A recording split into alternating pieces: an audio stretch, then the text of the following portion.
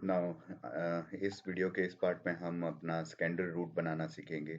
Secondary root जो होता है वो हम अपने यूजर को अलॉट करते हैं, और सेकेंडरी कनेक्टेड होता है प्राइम अपना मेन रूट के साथ, जो कि गेटवे से जाके फिर कनेक्टेड होता है।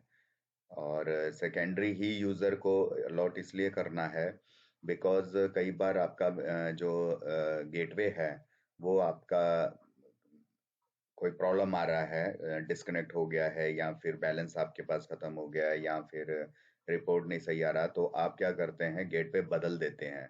तो जब आप गेटवे बदलते हैं तो मतलब कि आपका रूट बदला जाता है।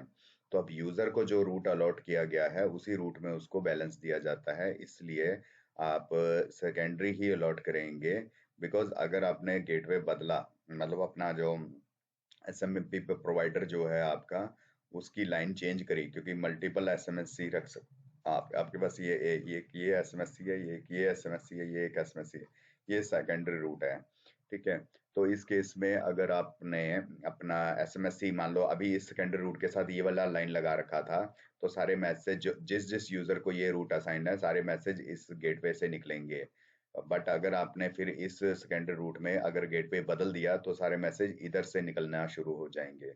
तो इसलिए आपने सेकेंडरी ही अलॉट करना है, प्राइमरी जो प्राइमरी कहें या फिर ये रूट जो है वो नहीं अलॉट करना है अपने यूजर्स को। तो सेकेंडरी रूट कैसे बनाते हैं, सेकेंडरी रूट पे मैं क्लिक करूंगा, और सेकेंडरी रूट पे क्लिक करने के बाद इसमें रूट का नाम दूंगा। यहाँ जो रूट का नाम दे रहे हैं वो आपके यूजर को दिखेगा। तो मैं यहाँ पे रूट का नाम एक तो दे रहा हूँ, ट्रांजेक्शनल मैसेज निकालने हैं तो मैं TRAN ट्रान या ट्रांजेक्शनल प्रोवाइडर। आप नहीं दिखता है, आप कुछ भी लिख सकते हैं, ये आपके कस्टमर को नहीं दिखता है, सेम बात आ जाती है कि सेंडर आईडी सपोर्टेड है, ये है।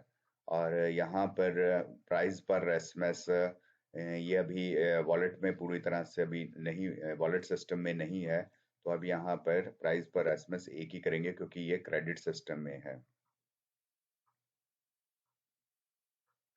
नेक्स्ट आ जाता है कि आपने इसमें कौन सी कंट्री का गेटवे लगाना है, रूट लगाना है, जो पेरेंट रूट है वो कौन सी उसका लगाना है।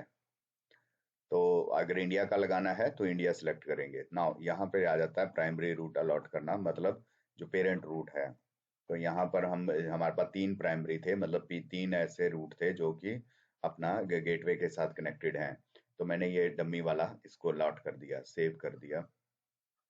तो अब मैं ये ट्रांजेक्शन लाइन जिसको भी दूंगा, और उसके जो मैसेज हैं वो अपने जो मैंने डमी रूट लगाया होगा उसके थ्रू निकलेंगे। और अगर मान लो उसमें प्रॉब्लम आ रही है तो मैं एडिट करूंगा और यहाँ से रूट को बदल दूंगा,